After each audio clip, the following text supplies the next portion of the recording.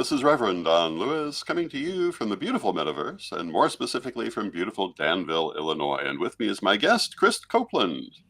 Hi, Hi, Krys. good to be back. And today we are going to talk about Corellian publishing. Yeah, And of course, this is Midday with Reverend Don. Welcome. And as you know, if you follow Midday with Reverend Don, you can type your questions or comments onto whatever platform you may be watching on. They'll show up here in our chat room and we can all talk directly. But meanwhile, we'll tell you what's new at Corellian Publishing.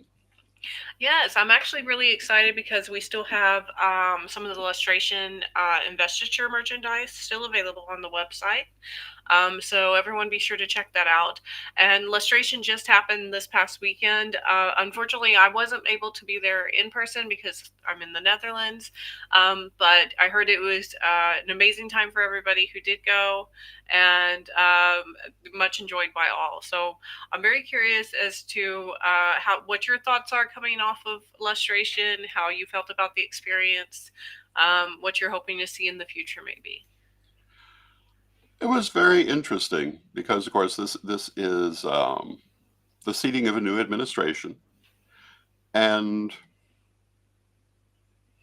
by Sunday I was in a position to simply enjoy the event, which is not something I'm normally in a position to do. So that was quite enjoyable.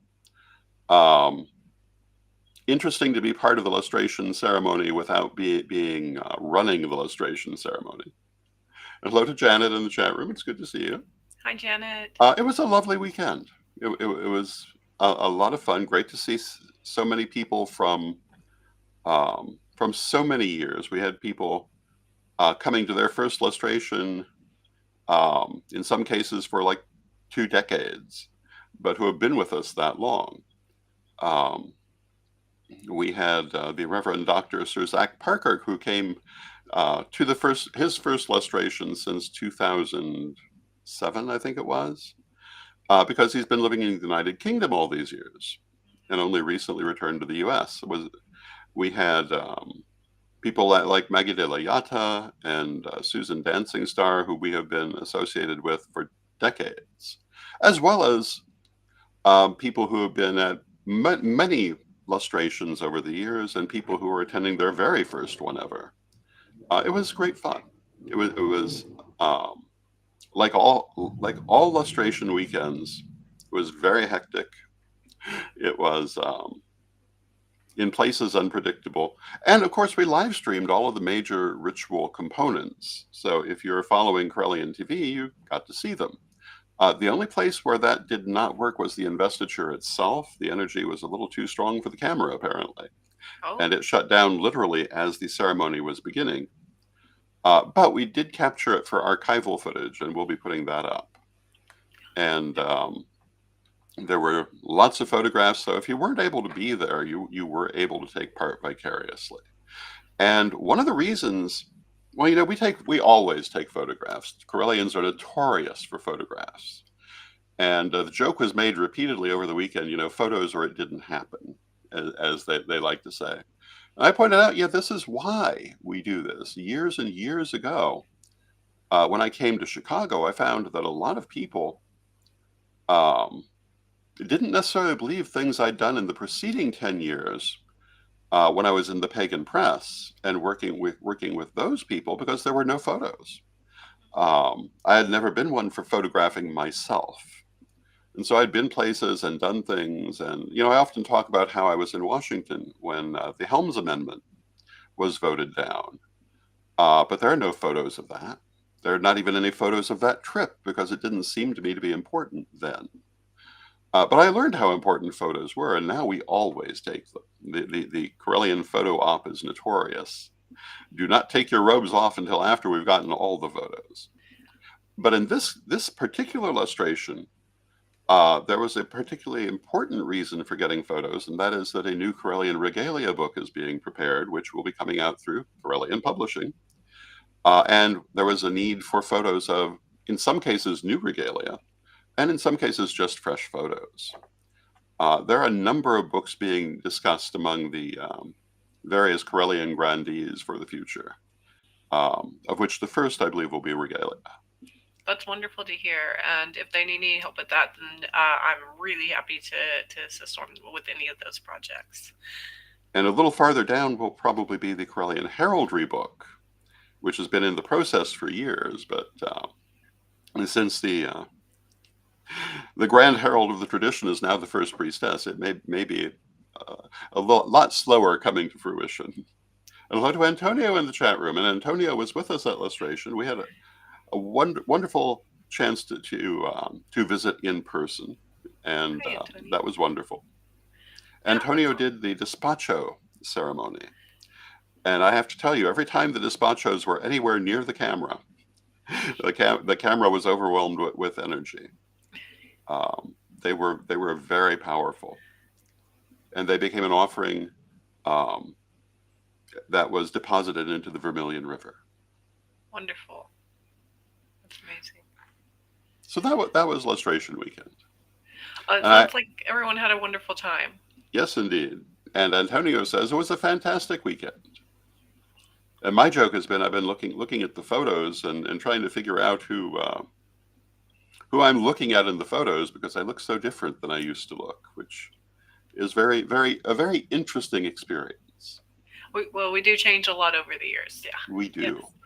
Yes. What you mentioned about photographs and how it has become, very commonplace to just photograph everything that we do, even if it's only stored in like our Google Photos or something like that on your phone. Now it's just become such a part of our culture to do that. It's actually made some of our book projects easier, because we've been able to go back and pull photos from different activities that whoever was writing the book was doing at that time, and include those in the final product. So if you're out there and you're looking to write your own memoir, check out your own social media, especially over the past, it's now about 20 years since social media really hit the scene, or a little bit longer. But yeah, in recent years, since everything is every day, you can find a gold mine. You might have to go through a lot of like different random photos as well, but you'll definitely find some good ones for your projects. We want to say hello to Mary Hawk in the chat room. Hi, Mary. And Mary was with us during Lustration and was doing all the filming. Oh, awesome. I'm looking forward to seeing some of that. I have been a bit stressed and working a bit extra this week. Many of you in the chat probably have spoken with or have talked to before Maureen, who helps us with scheduling both with Corellian publishing activities and speak your own book activities. And unfortunately, her father passed away quite suddenly last week. And so it was very important for us that she go and be with her family during this time and not worry about anything with work. And we're also realizing at the same time just how much Maureen does for us. Yes. So, this is her time for mourning and for fulfilling her father's final wishes. So we just wish her peace during that time. Absolutely. For some happier topics this week, I was finally able to start going through the rough draft for your book of numerology, Rev Don. So I'm very excited for that. We also have a new cover up on the website, which you designed. Yep. And then I did some polishing off on the text and the wording at the end. But I'm very curious if you could, I'll show everyone the image, and maybe you could talk us through how you decided on this particular image. Absolutely. All right. Let me just pull that up here.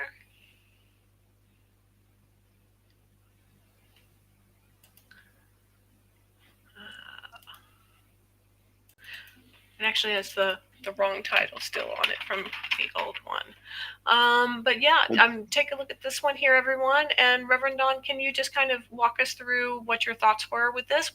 I think we used this, the color combination from a poll we did in the chat.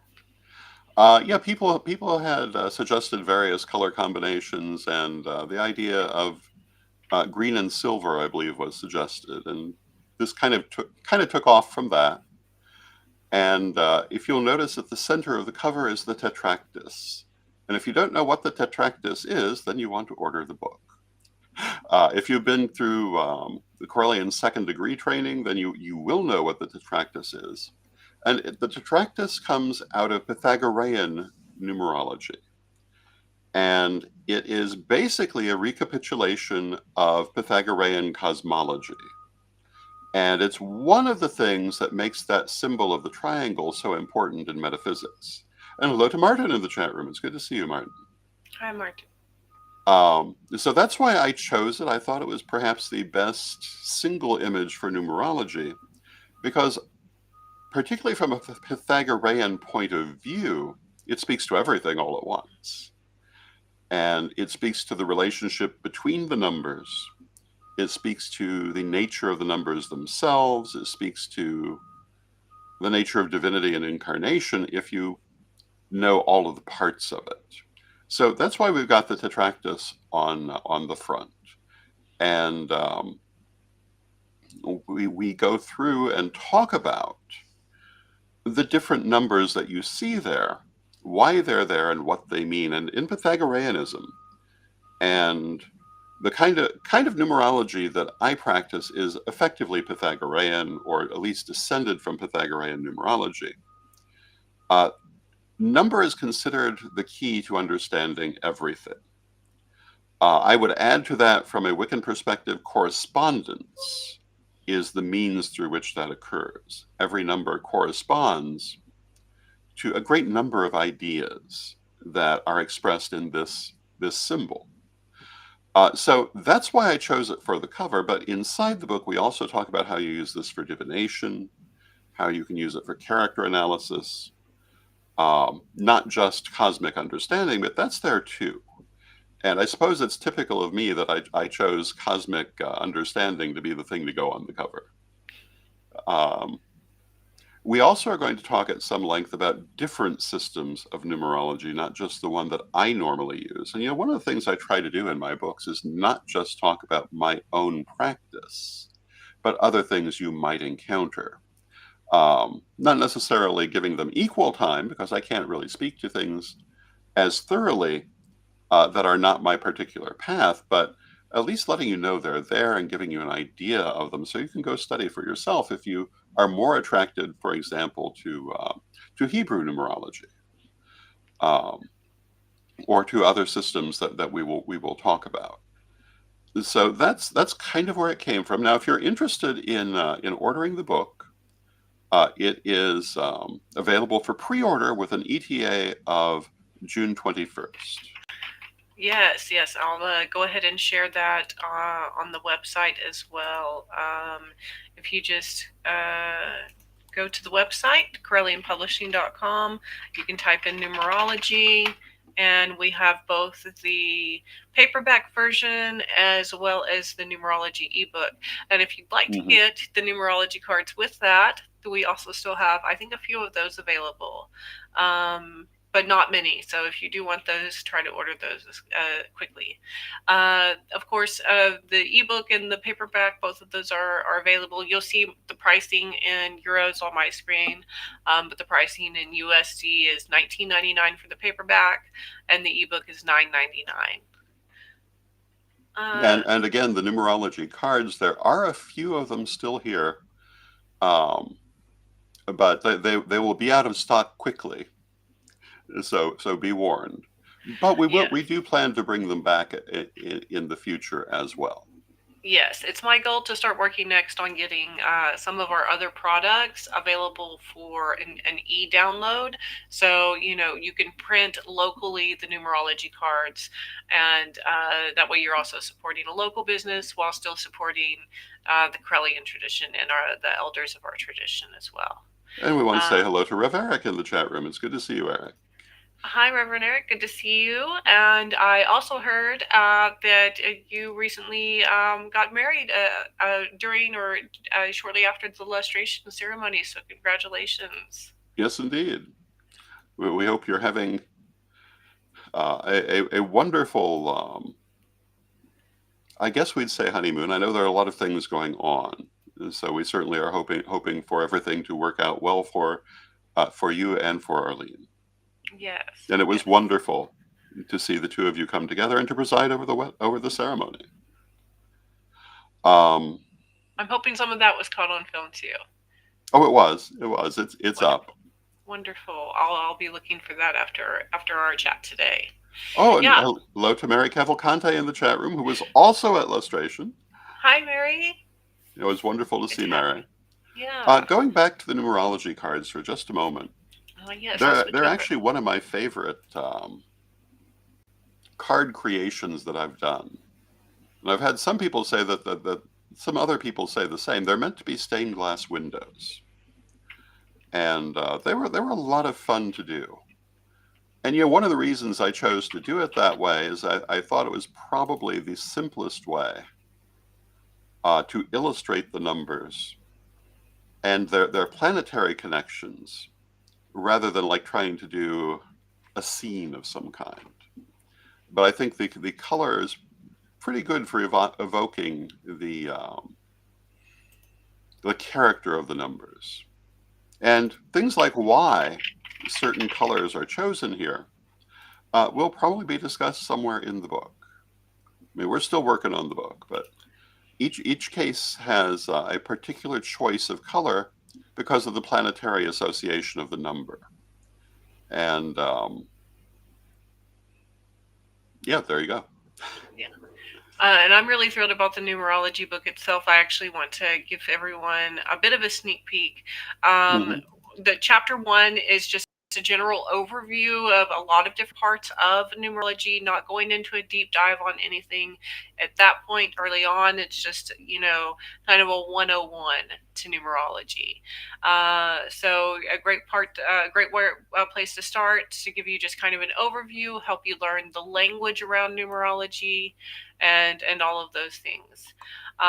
Then when we get to chapter 2, I think that's really where the fun starts happening, because as I'm reading through this, I see not just information on Pythagorean system. As you mentioned, we're covering a lot of the history of numerology from all over the world, throughout ancient times and across our planet.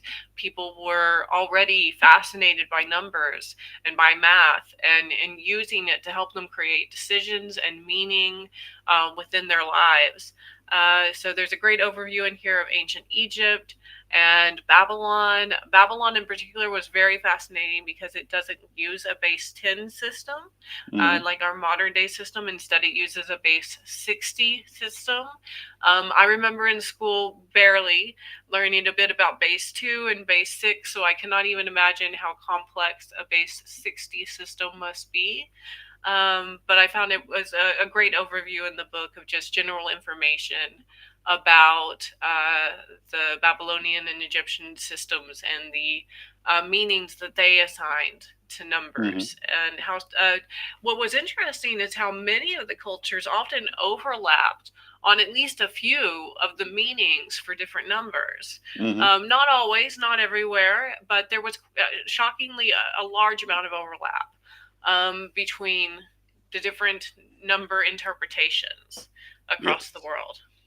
We want to say hello to Jeremiah in the chat room. Hello, Jeremiah. Hi, Jeremiah. Welcome to the conversation. Please let us know if you have any questions in the chat on numerology. So, Reverend Don, my question for you on this is, why was it really important for you to kind of bring in all of these other systems, if your focus is primarily on the Pythagorean system? How does it benefit a new person learning numerology to learn all of these other systems at the same time, or at least dabble in all of these other systems at the same time? Well, I actually was remarking on this, the answer to this, yesterday in a different context. But one of the things that I dislike about a lot of the books that you can get in metaphysics is that they speak only about the particular path of the author and give the impression it's the only way things can be done. I'm very much aware that I do things in a certain way, and of course that's what I'm going to write about. But I also know that there are many other ways to do it. And I would hate to have someone think that the way that I do it is the only way to do it. I also am a Gemini, and I have always loved studying broadly these different things. So for me, it was fascinating um, learning the various different forms of numerology, as well as the one that I particularly use. I mean, for me, questions like why do we have 60 minutes an hour, which we've just answered, um, it's the ancient Mesopotamians, and it's just gotten pushed over and pushed over. But when you think about it without knowing that, it makes no sense. Um, why do we have 7 days in a week? It has to do with planetary rulership and very ancient ideas based on that. And to me, the whole idea is to learn as much as you can, not just to learn a little bit.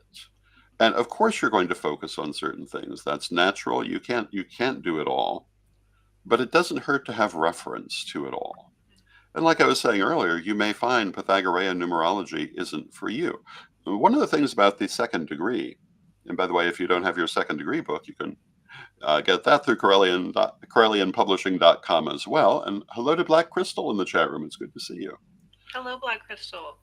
But we talk about so many different skills in second degree, not because we think every second degree um, priesthood should know all of these different things and use them, but because we know that each person who becomes second degree will want, well, one, they need to have the knowledge, even if it's not something they're doing, so that they can speak to it if they need to.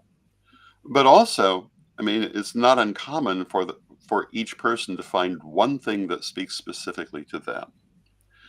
And a lot of people did find numerology spoke specifically to them, especially among the priesthood who were involved in things like accounting as their daily lives. Numbers were their thing. Of course, they loved numerology. Other people loved the astrology. Other people loved the energy working. And it takes all of these different things to make a world, as they say. And so when we look at just the numerology itself, looking at all these different things, it answers questions that you may have wondered about for years, of where certain things come from, or that you may never have thought of. And I think that people will find it very interesting as well as educational. Yeah, I definitely am finding it quite fascinating to learn about the other systems. You even go into detail about how to look at the Hebrew, the Kabbalistic system with the Mhm. Hebrew alphabet. That's really fascinating as well, just a deep dive into each one of those areas, with some tips for how to, one, begin your learning through the book, but also Mhm. continue learning outside of that as well. Yes. Yeah, that's what I love about this one. And it really was fascinating for me to learn as, in particular, as a pagan, but also as a pagan atheist, how connected these systems are. The Vedic system, in particular, is actually Mhm. quite similar to the Pythagorean system. Yeah. Um, but there is this added extra nuance from Sanskrit in it Yeah. as well. So it's just super fascinating. Well, Um, people don't realize how connected many of these people were. And I was talking one day about chakras here on Midday, and pointing out the ancient Greeks wrote about chakras. They knew about them. They worked with them. There may be much more literature lost on the subject than what has come down, but why wouldn't they? They were in direct communication with India. They had trading. There were Greco-Indian nations that existed at that time, and Hellenistic culture and Indian culture in places were fused. In other places, they influenced each other. And most people don't know. They don't remember that. The reason that images of the Buddha look the way they do is how strongly they were influenced by Hellenistic art. um, and that and it's something that if you're not aware of those Hellenistic, I guess we'd say Helleno-Indian kingdoms of the past, mostly in what is now Afghanistan, you wouldn't know where that influence comes from. And that again is part of why I try to have such a wide reference for things. So you have a clue that that yeah, people were sharing a lot more. One of the things I don't like about the current era is that there's um, a lot of opposition to the idea of shared beliefs. A lot of we must keep our carrots separate from the corn, and separate from the peas, and that is one not very historical, and in my opinion, not very satisfying. Um, I think that it's a very limited point of view. Yeah. Um,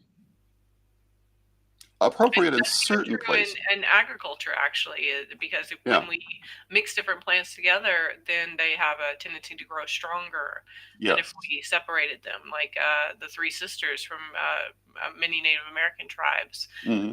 was corn, squash, and beans, and together they would reintroduce the nitrogen cycle or refeed the nitrogen cycle. And we see this in culture as well. So I'm a great opponent of ideas of, quote, pure race or pure culture. Historically, um, cultures are more vibrant and stronger when there is a lot of mixing. I mean, when we look back at the Hellenistic era, which was a mixture of all of the cultures of what we would call the Near East, it was a huge cultural renaissance for everyone involved. Um, and time and again, we see that when people come together, when they share their ideas, they're better off. And yet, this ridiculous idea of purity keeps coming back. Um, I think basically out of fear on the part of certain people that um, I guess fear of elimination. Hmm. But the truth is that one is not eliminated; one is only expanded. And you know, when we talk about metaphysics, when we talk about the idea of reunion with deity, for example, we come to that same idea. Reunion with deity is not the extinguishment of the self, but the expansion of the self. But it takes some thought for some people to get that. And Jeremiah says, "I love researching this stuff. That's wonderful. I do too." Yes, absolutely. And some of the things that you're touching on regarding uh, this with purity of systems and this. And instead, we need to kind of mix and explore the systems. Is actually something that matches right up with what I'm working on in the pagan atheism book, Nature's Rational Spirit. I can switch over to that very quickly here. Yes. Yeah, and just kind of show you everything is ready to go on this. So if you've already ordered through the website, great. Your order will be sent out on the 31st of this month. If you haven't ordered yet, you can order either through the website at CorellianPublishing.com or on Amazon. And some of the same places that you touch on in numerology are some of the same places that I look to for information regarding the history of pagan atheism throughout time. And also, this idea that um, paganism in general, atheism in general, and even pagan atheism together are these collections of different ideas, different thoughts over the course of human history, everything from ancient times all the way through to like quantum mechanics and theory of relativity, and also that we all need to remember that we're human. So there's Mm. no such thing as purity of cultures. All cultures are human cultures, Yes. and they all belong to us. With respect, no cultural appropriation. I'm not by any means not suggesting we should appropriate cultures, but we should definitely respectfully participate when available, when the option arises. Yes, absolutely. So with that, I see we've come to the end of our half hour. So if you're interested in Reverend Don's Book of Astrology, I believe it is live at CorellianPublishing.com now. If you're interested in any of our books, they're live there now. So uh, thank you for joining us today. Thank you, Krys. Thank you for having I me. know you have your hands very full with all that's happening there. Yes, well, we'll make it through, and the most important thing is that Maureen gets this time that she needs to rest and deal with things going on at home. Yes, indeed. So thank you, everyone, and let us close with our prayer as we always do. Divine Mother Goddess, Divine Father God, beloved ancestors, we thank you with great love and thanks for all that you do for us in our lives, and we ask you to help us to always continue learning and better understanding the universe that we are in. Help us to see the messages that you send us, and help us to constantly expand our consciousness as we go forward in life. Beloved Mother Goddess, beloved Father God, beloved ancestors, we thank you with great love, and from respect, still knowing you are always with us, we thank you for your presence, and may you be blessed now and always. And may you be blessed now and always, and we'll see you again tomorrow.